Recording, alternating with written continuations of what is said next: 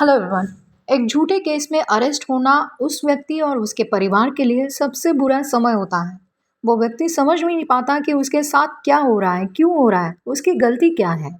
Police और court के बीच वो चक्की की तरह पीसने लगता है और उसका मन और दिमाग सुन्न पड़ जाता है। मौत से बदतर जिंदगी बन जाती है और उसे जेल की सलाखों से बाहर निकालने के लिए उसका परिवार जमीन आसमान एक करने में लग जाते हैं। ये परिस्थिति गांव में रहने वाले कम पढ़े लिखे गरीब लोगों के लिए और मुश्किल हो जाती है। वो व्यक्ति और उसका परिवार पूरी तरह से बर्बाद हो जाते हैं। ऐसे कितने ही केसेस हैं।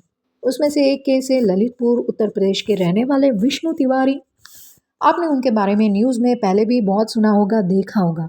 20 साल यानी 2 दशक झूठे केस के आरोप में उन्हें जेल में रखा गया।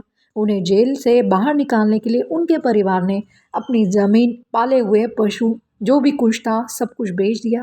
लेकिन बदकिस्मती से अंधे बहरे जज को उनकी बेगुनाही दिखी नहीं, जिसके चलते 20 साल उन्हें जेल में ही रहना पड़ा।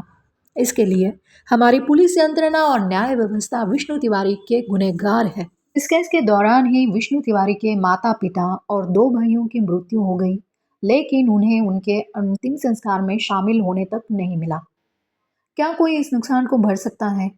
कभी भी नहीं भर सकता। इनफैक्ट किसी ने नुकसान भरने की कोशिश तक नहीं की, ना कोर्ट ने ना गवर्नमेंट ने। आइए जानते हैं क्या था विष्णु तिवारी का ये केस। विष्णु तिवारी जब सिर्फ 23 साल के थे, उन्हें सितंबर 2000 में एक एफआईआर के बेसिस पे पुलिस ने अरेस्ट कर लिया। यह एफआईआर लॉन्च की थी विष्णु तिवारी के गांव में रहने वाले एक गर्भवती महिला ने अपने पति और ससुर के साथ मिलकर, जिसमें उसने विष्णु तिवारी पर गर्भवती महिला के साथ मारपीट और शारीरिक अत्याचार करने का आरोप लगाया था। महिला अनुसूचित जनजाति से थी, जिसके चलते विष्णु तिवारी पर SC/ST एक्ट के सेक्शन भी लगाया गया। 2 साल अंडर ट्रायल के दरमियान उन्हें जेल में ही रहना पड़ा। बाद में ललितपुर ट्रायल कोर्ट ने उन्हें 2003 में IPC सेक्शन 376 और 506 के तहत 10 साल की सजा सुनाई। विष्णु तिवारी की मुश्किलें इतने में ही नहीं रुकी। कोर्ट ने उन्हें SC/ST एट्रोसिटीज के सेक्शन 3 के तहत आजीवन कारावास की सजा भी सुनाई। 2005 में तिवारी ने उनकी सजा रिवर्स करने के लिए कोर्ट में याचिका दी, लेकिन अपने बचाव में कोई भी सबूत पेश न करने के कारण उनका अपील सदोष पाया गया और वो रिजेक्ट हो गया, जिसके चलते आगे के 16 साल उन्हें जेल में ही काटने पड़े। दरअसल विष्णु तिवारी का कहना था कि इस झूठे केस का कारण जमीन और पशुओं के विवाद से है। जिस महिला ने उन पर आरोप किया है उसे वो व्यक्तिगत रूप से कभी मिले तक नहीं है। उस महिला को उस परिवार के बहू के रूप में बस वो जानते हैं। महिला के पति और ससुर हरिजन एक्ट यानी एट्रोसिटीज एक्ट के माध्यम से उनसे पैसे ऐंठना चाहते हैं, लेकिन उन्हें इस बात का जरा भी अंदाजा नहीं था कि उस परिवार के लालच के वजह से उनको 20 साल जेल में रहने पड़ेंगे। इतने कठिन समय में भी विष्णु तिवारी ने हिम्मत नहीं हारी। कई बार उनके मन में आत्महत्या करने के विचार आए, लेकिन उन्होंने न्याय की प्रतीक्षा थी, इसीलिए उन्होंने न्याय मिलने के लिए कोशिश जारी रखी। बहुत कोशिश के बाद उनकी अपील इलाहाबाद हाईकोर्ट में पहुंची और इस बार उनकी किस्मत अच्छी रही, क्योंकि हाईकोर्ट ने उन केस को निष्पक्ष तरीके से देखा और 20 साल बाद उनको निर्दोष करार देते हुए कहा कि इस मुकदमे का सबसे दुर्भाग्यपूर्ण पहलू ये है कि अपील जेल के माध्यम से की गई है। ये मामला 16 साल की अवधि तक दोषपूर्ण बना रहा और इसलिए हम और आमतौर पर दोषपूर्ण अपील की संख्या का उल्लेख नहीं करते हैं, लेकिन हमने इसका उल्लेख किया है।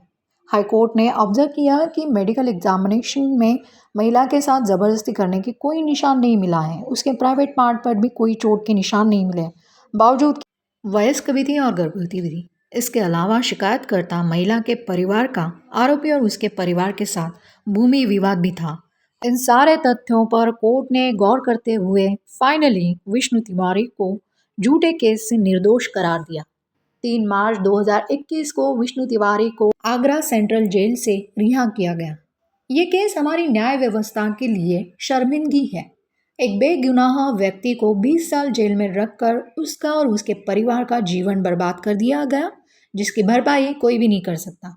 इस केस के विश्लेषण के माध्यम से मैं आप सबसे निवेदन करना चाहती हूँ कि आपके आजू बाजू में किसी भी निर्दोष के साथ अन्याय हो रहा हो तो उसकी मदद के लिए आगे आइए। ज़रूरत पड़ने पर पुलिस यंत्रणा, न्याय व्यवस्था के विरुद्ध खड़े हो जाइए। हाल ही में हमने देखा कि कैसे कोलकाता के डॉक्टर महिला के साथ हुए अत्याचार और हत्या के विरुद्ध सारे डॉक्टर्स ने मिलकर एक साथ सिस्टम के विरुद्ध प्रोटेस्ट कर उसे न्याय दिलाया। उसी तरह हम अपने आसपास के निर्दोष लोगों या पीड़ित लोगों को सपोर्ट देकर उनकी मुश्किलें कम कर सकते हैं। हमें कानून की जानकारी होनी चाहिए।